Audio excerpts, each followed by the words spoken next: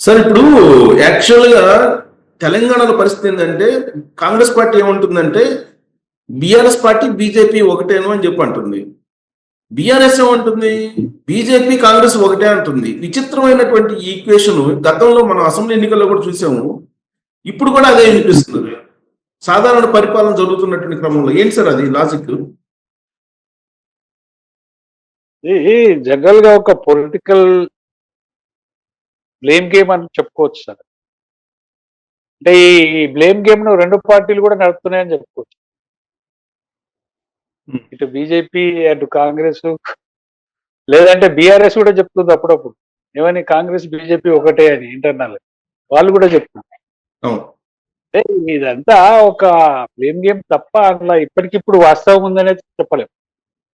ఒకటి ఉన్న పరిస్థితులను వాడుకోవడానికి పనిచేస్తుంటాయి పార్టీలు. ఒకరి నుంచి మైలేజ్ పొందడానికి, ఆ పార్టీ నుంచి మైలేజ్ పొందడానికి, ఈ పార్టీ నుంచి మైలేజ్ పొందడానికి అప్పుడప్పుడు అటువంటి పరిస్థితులు వస్తుంటాయి. ఇన్ జనరల్ గా అటువంటి పరిస్థితులు వస్తుంటాయి. కానీ మొన్న మీరు కొన్ని చూసిండ్రు ఉదాహరణలు కనిపిస్తున్నాయి కదా, నరేంద్ర మోడీ గారిని తరచూ కలవటం, రేవంత్ రెడ్డి గారు బడే బాయ్ అంటాం, నిన్న ఏకాంతంగా దాదాపు గంట సేపు మాట్లాడటం, ఇవన్నీ ఉదాహరణలు చెప్తున్నారు కదా బీఆర్ఎస్ పార్టీ వాళ్ళు. వాళ్ళు చెప్పడమే కాకుండా మనకు కూడా కనపడుతుంది. కాకపోతే యాజ్ ఏ ఒక సీఎం గా, ఒక స్టేట్ సీఎం గా రాష్ట్రానికి సంబంధించిన పనుల విషయంలో కోఆపరేట్ గా పనిచేయాల్సిన అవసరం అయితే ముఖ్యమంత్రికి ఉంటుంది సార్. కాకపోతే పోయిన గత 10 సంవత్సరాల్లో సీఎం కేసీఆర్ అట్లా చేయలేదు. ఆయన అలాగే చేయలేదు. ఈయన మాత్రం రాష్ట్రానికి సంబంధించిన బెనిఫిట్స్ ఏమున్నా, ప్రయోజనాలు ఏమున్నా దానికోసం మాత్రం సెంట్రల్ తోటి బాగానే అందరితోటి, మినిస్టర్స్ తోటి కావచ్చు, ప్రైమ్ మినిస్టర్ తోటి కావచ్చు, బాగానే వాళ్ళతోటి మాట్లాడుతున్నాడు, చేస్తున్నాడు. వాళ్ళు కూడా కొంత పాజిటివ్ గానే రెస్పాండ్ అవుతుంది. గతంలో మనం ఎప్పుడు చూడలే కేసీఆర్ ప్రభుత్వంలో అక్కడ దరఖాస్తు ఢిల్లీలో ఇచ్చి హైదరాబాద్కి వచ్చి బీజేపీని విమర్శ చేసి వాళ్ళకు ఒక పొలిటికల్ మైలేజ్ కోసం సెంట్రల్ ను బ్లేమ్ చేయడంలో కేసీఆర్ ప్రభుత్వం ఎక్కువ పనిచేసింది. కానీ రేవంత్ ప్రభుత్వం మాత్రం ఆ రకంగా మాత్రం చేయడం లేదు అని మాత్రం చెప్పొచ్చు. అంటే ఇప్పుడు బ్లేమ్ కేంద్ర గేమ్ కోసం ప్రభుత్వానికి రాష్ట్ర ప్రభుత్వానికి మధ్య ఉన్నటువంటి సంబంధాలే మీకు కనిపిస్తున్నాయా, లేదంటే పొలిటికల్ రిలేషన్స్ కూడా కనిపిస్తున్నాయా? పొలిటికల్ గా చూస్తే కొన్ని విషయాల్లో అనిపించచ్చు అట్లా. అడ్మినిస్ట్రేషన్ పరంగా కరెక్టే చేస్తున్నాడు రేవంత్ రెడ్డి. కేసీఆర్ కంటే బెటర్ గా పనిచేస్తున్నాడు కేంద్రంతో డీల్ చేయడంలో అనడంలో ఎవరికి అనుమానం లేదు. ఈ రెండో పాయింట్ మీరు అన్నది ఏంటంటే పొలిటికల్ గా కూడా అట్లా వాళ్ళతోటి అదైతున్నాడా అనే ఒక కామెంట్ జనరల్ గా వస్తున్నది తప్ప దానికి ఏమి ఎవిడెన్స్ లేదు. బయట మనం చూసినప్పుడు మాత్రం అటువంటి పరిస్థితి కొంత అనిపిస్తుంటది నిజంగా. ఇప్పుడు 1 అవర్ టైంలో ప్రైమ్ మినిస్టర్ మీట్ కావడం ఒక సీఎం తప్పేం కాదు అది. కానీ బయట పొలిటికల్ సర్కిల్లో మాత్రం అనేక రకాల అనుమానాలకు దారి తీస్తుంటుంది. రకరకాల అనుమానాలకు దారి తీస్తుంటుంది. ప్రైమ్ మినిస్టర్ని ఎవరైనా కానీ బడే బాయ్ అంటారు కానీ చోటే బాయ్ అని అన్నారు కదా సార్ ఎవరైనా. అంటే ఒక ప్రైమ్ మినిస్టర్ ను హానర్ గా మాట్లాడడం తప్పేమి కాదది. అపోజిషన్ కి సంబంధించిన ముఖ్యమంత్రి ఉన్నా కానీ ప్రైమ్ మినిస్టర్ హానర్ గా మాట్లాడాలి, అది పద్ధతి. అది అట్లేం లేకుండా మన కేసీఆర్ లాగా భాష వాడి మాట్లాడితే 10 ఏళ్లలో కేంద్రంతో ఏం జరిగింది, ఈయన ఘర్షణ పడడం తప్ప తెలంగాణ రాష్ట్రానికి తీసుకొచ్చింది ఏం లేదు. నిజానికి రాష్ట్రానికి తీసుకొచ్చింది ఏం లేదు, పోయింది ఉంది కానీ వచ్చేది కూడా పోయినటువంటి పరిస్థితి. మీకు ఉదాహరణ చెప్తా ఒకటి. ఆయుష్మాన్ భారత్ కేంద్ర పథకాన్ని ఈయన 2 సంవత్సరాల పాటు క్లబ్ చేసుకోలేదు ఆరోగ్యశ్రీ. అది ఎవరికి జరిగింది సార్ నష్టం? ప్రజలకు జరిగింది కదా. ఇలా చూస్తే లాస్ట్ కు కేసీఆర్ పోయిన తర్వాత ఇలా మనం చూస్తే ఏమున్నది, ఆరోగ్యశ్రీ బకాయిలు వేలలో. అంటే నీ సర్వీస్ ఎట్లుంది, కేంద్రంతో ఎట్లా కోఆపరేట్ గా పనిచేయాలి, కేంద్ర పథకాలను ఎట్లా యూజ్ చేసుకోవాలి అనేది ఒక సిస్టమ్ లేకుండా పోయింది కేసీఆర్. ఇవాళ ఆ పరిస్థితి మాత్రం లేదు. ఇప్పుడు ఏంటంటే ఇంకోటి, ఇప్పుడు బీఆర్ఎస్ పార్టీ వాళ్ళు చెప్తున్న దాని ప్రకారం ఏంటంటే ఏఐసిసి అసలు ఇంటర్వ్యూ ఇవ్వట్లేదు రాహుల్ గాంధీ, బట్ ఈజీగా ఒక ప్రధానమంత్రిని కలుస్తున్నారు రేవంత్ రెడ్డి, అంటే దీని అర్థం ఏంది అని అడుగుతున్నారు.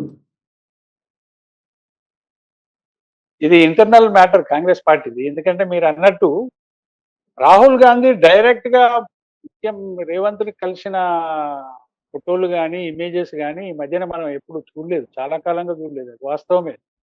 అయితే ఆ మధ్యన ఏదో రాహుల్ గాంధీ కలిశాడు, మాట్లాడారు అనేది విన్నాం కానీ విజువల్స్ చూడలేదు. లోపల నిజంగానే కలిశారా లేదా అనే ఆ విషయం కూడా మనకు తెలియదు. విజువల్స్ మాత్రం చూడలేదని అంటే సరే వారు చెప్పింది నమ్మాలి తప్ప ఎవిడెన్స్ ఏమీ లేదు కలిసినట్టు కూడా. ఉమ్. అంటే ఏదో సంథింగ్ డిఫరెన్స్ అక్కడ జరుగుతున్నట్టయితే మనకు అనిపిస్తున్నది. అది ఎందుకొచ్చింది ఆ ల్యాబ్స్ మరి అధిష్టానానికి రేవంత్‌కు నిజంగానే ల్యాబ్స్ ఉన్నాయా? లేకపోతే లేవా? రూమర్సా? అన్నప్పుడు చాలా వరకు ల్యాబ్స్ ఉన్నట్టే అన్నట్టు అనుమానాలు మాత్రం కలుగుతున్నాయి. అప్పుడప్పుడు మనకు అటువంటి పరిస్థితి ప్రభుత్వంలో కనపడుతుంది. ముఖ్యమంత్రి వ్యవహార శైలిలో కొంత కనపడుతుంది. మంత్రుల వ్యవహార శైలిలో కనపడుతుంది.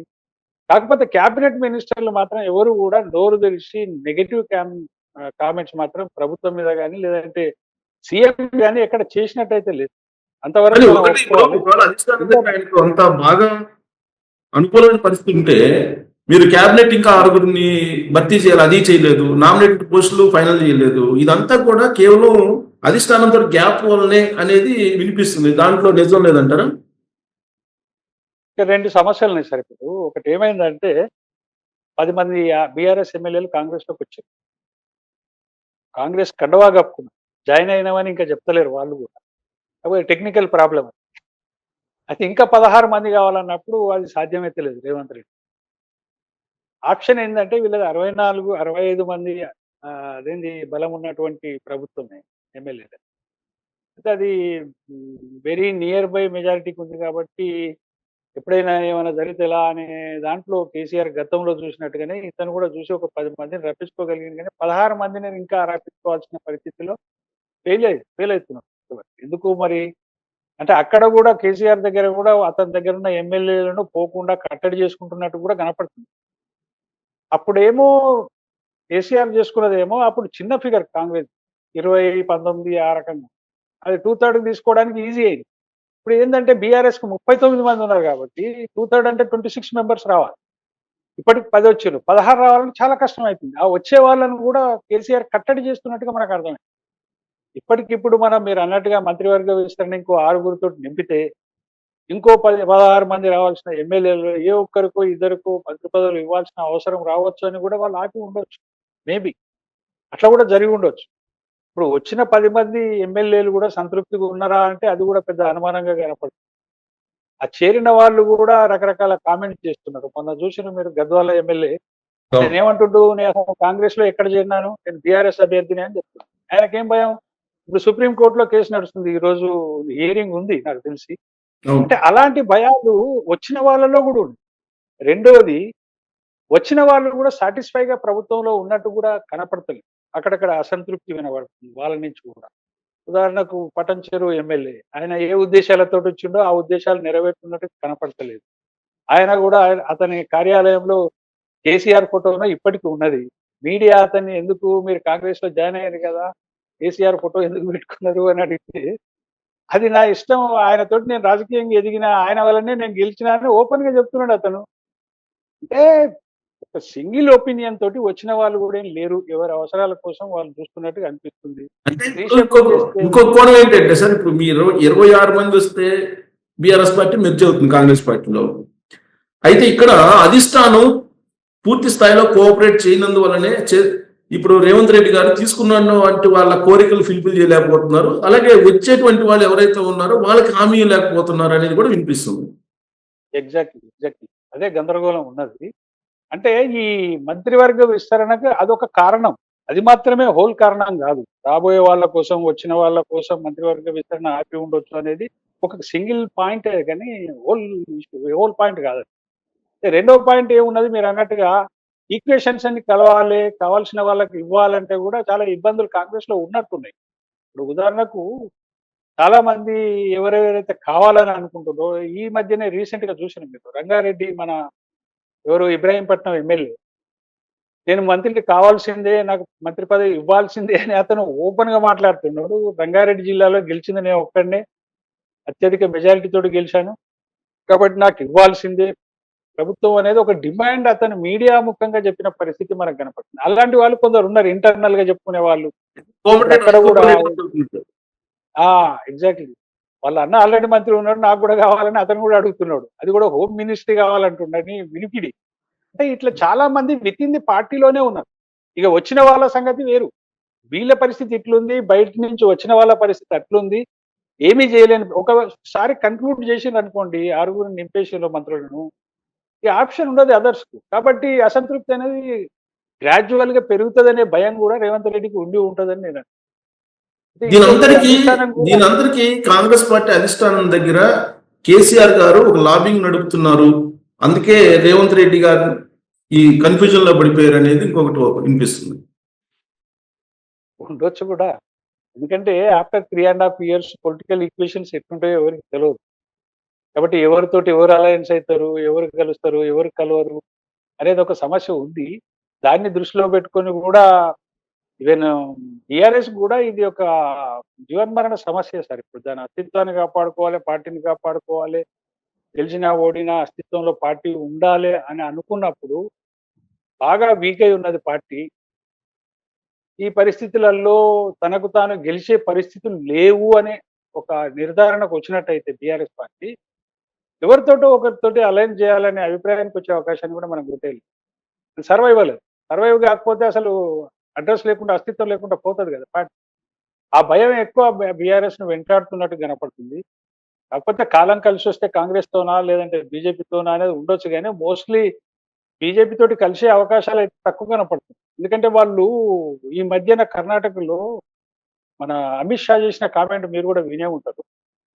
అతను ఈ రీసెంట్ గా విత్ ఇన్ 1 week లో చేసిన కామెంట్, అది ఫామ్ హౌస్ పార్టీ, దాంతో అలైన్ చేసే సమస్య లేదు మాకు, అది most corrupted party, family party, దాంతో మేము ఎందుకు అలైన్ చేస్తాం, మేము లోన్లీగానే కాంటాక్ట్ చేస్తాం, తెలంగాణలో లోన్లీగానే బలపడతాం అనే విషయాన్ని అతను చెప్పినట్టుగా మనం మీడియాలో చూసినాం. కాబట్టి వాళ్ళు ఒక ఖచ్చితమైన నిర్ణయంతో అయితే బీజేపీ పార్టీ తెలంగాణ విషయంలో ఉన్నట్టయితే అర్థమవుతుంది. ఎవరితోటి అలైన్ చేసే పరిస్థితి అయితే ఆ పార్టీకి లేదు అనే చెప్పొచ్చు. మిగిలిందల్లా బీఆర్ఎస్ కాంగ్రెస్ మాత్రమే. ఈ బీఆర్ఎస్ కాంగ్రెస్ కూడా కలుస్తావా కలవవా అన్నప్పుడు నేషనల్ ఈక్వేషన్స్ చూసినప్పుడు మనం ఒక కూటమిగా ఏర్పడే ప్రయత్నం ఇండియా కూటమి అనేది ఏర్పాటు చేసిండ్రు. అది లుకలుకలు ఉన్నది. ఇప్పుడు ఇంకా 3 years అబోవ్ టైం పోయిన తర్వాత మిగతా పార్టీలు కూడా ఇండియా కూటమిలో కలిసే అవకాశాల కోసం కూడా కాంగ్రెస్ పార్టీ చూడొచ్చు. అట్లా చూసినప్పుడు తెలంగాణలో బీఆర్ఎస్ ను పెద్దగా సీరియస్ గా కరప్టెడ్ కేసుల విషయంలో కావచ్చు, మిగతా కేసుల విషయంలో కావచ్చు, సీరియస్ స్టెప్ తీసుకుంటలేదేమో కాంగ్రెస్, అందుకే కావచ్చేమో అనే అనుమానం మాత్రం పొలిటికల్ సర్కిల్స్ లో ఎక్కువ. అంటే ఈ కేసులు కూడా మొత్తం పెండింగ్ లో ఉన్నాయి కదా, అన్ని కేసులు పెండింగ్ లో ఉన్నాయి. మొత్తం అన్ని ఒక్కటి కూడా బయటికి రాలేదు, యాక్షన్లు లేవు, కేసులు లేవు. ఇప్పుడు పవర్ పర్చేజ్ ది పవర్ సంబంధించిన ప్లాంట్లు యాదాద్రి, భద్రాద్రి, దాని మీద రిపోర్ట్ ఆల్రెడీ ప్రభుత్వం వచ్చేసింది సార్.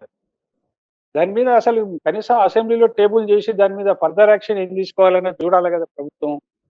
అట్లేం చేయడం లేదు. వచ్చింది రిపోర్ట్ అంతే కానీ దగ్గర పెట్టుకున్నారు కానీ యాక్షన్ లేదు ఏమి. ఇటువంటి చాలా ఉన్నాయి. సరే కాళేశ్వరం మీద అంటే ఇంకా దర్యాప్తు ఆన్గోయింగ్ లో జరుగుతుంది కాబట్టి అది వేరు విషయం. ఫోన్ ట్యాపింగ్ ఫైనల్ అయిపోయింది. చివరికి వస్తే కన్క్లూషన్ ఏంటంటే ప్రభాకర్ వస్తే గానీ తేలదు కేసు అనేది లీకులు ప్రభుత్వం నుంచి వస్తుంది.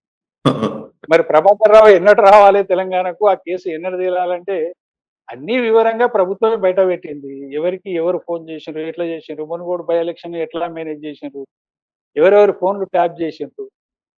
ఒక రకంగా డెమోక్రసీని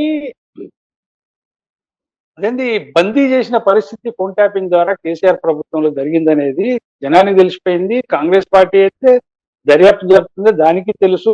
ఇది ప్రజాస్వామ్య వ్యవస్థకు మంచిది కాదు రావు గారు. చాలా భయంకరమైన ఇష్యూ ఇది, చిన్నమన్న విషయం కూడా కాదు. అసలు వాస్తవానికి ఈ కేసు విషయంలో కేంద్రం కూడా ఇన్వాల్వ్ కావాల్సిన పరిస్థితులు ఉన్నాయి. మరి వాళ్ళు ఎందుకు ఇన్వాల్వ్ అవుతారంటే రాష్ట్ర ప్రభుత్వం చెప్తేనే మేము ఇన్వాల్వ్ అవుతామని వాళ్ళు అంటారు. ఈ రేవంత్ రెడ్డి ఏమో సరే కేంద్రాన్ని ఇన్వాల్వ్ చేస్తూ సిబిఐకి అప్పగించడమో ఇంకేదో చేస్తే అది ఫర్దర్ గా జరిగే అవకాశం ఉంటది కదా. అది కూడా రేవంత్ కూడా చేయడం, అక్కడ బీజేపీ అడగడం లేదు, ఇక్కడ రేవంత్ ప్రభుత్వం కూడా ఆ స్టెప్ తీసుకోవడం. ఎట్లా అది తెగదు ముడిపడదు అన్నట్టుగా అది మళ్ళీ అదేంది మన కోల్డ్ స్టోరేజ్లోకి పోతుందా, ఏమైతుంది అది ఫర్దర్ గా చూడాల్సిందే. కానీ యాక్షన్లు అయితే నాకు పెద్దగా కనపడతలేవు. అంతేందుకంటే ఆశ్చర్యకరం ఏంటంటే ఈ రేస్ ది ఇదిగో రేపే ఇంక కొద్ది గంటల్లోనే అరెస్ట్ చేస్తారు కేటీఆర్ అని చెప్పి ప్రచారం చేశారు. ఇప్పుడు ఏం లేదు అది. ఇవన్నీ సిమ్టమ్స్ కనపడుతున్నాయి. ఎందుకు ఫర్దర్ గా మనం అలయన్స్ అవుతామా కామా చూద్దాం. ఇప్పుడే ఇవన్నీ గందరగోళాలు చేసి పెట్టుకుంటే ఆ పార్టీ తోటి ఫ్యూచర్ లో అలైన్ చేసే అవకాశం కూడా పోతది కదా, ఆ భయం కొద్ది కూడా ఆగుతున్నాయా అనేది కూడా కొంత మేరకు ఉంది. ఈవెన్ కాంగ్రెస్ అధిష్టానానికి కూడా ఒక విషయం తెలుసు రావు, ఏంటంటే తెలంగాణ స్టేట్ లో డే బై డే బీజేపీ బలపడుతున్నది. రేపటి ఫ్యూచర్ స్ట్రెంగ్తెన్ పార్టీ తెలంగాణలో అదే కనపడుతుంది. అప్పుడు ఈ 5 ఏళ్ల కాంగ్రెస్ ప్రభుత్వం 5 ఏళ్ల వరకు కొనసాగితే ఈ ప్రభుత్వం నెగటివిటీని తట్టుకోగలుగుతుందా లేదా, ఫర్దర్ గా ఎంపీ సీట్లు ఏమైతాయి, ఆ ఆందోళన ఈవెన్ అధిష్టానానికి కూడా ఉండి ఉంటది. కాబట్టి ఇటువంటి అలయన్స్ కూడా ప్రయత్నం చేసే అవకాశం ఉండదు టీఆర్ఎస్ తోటి.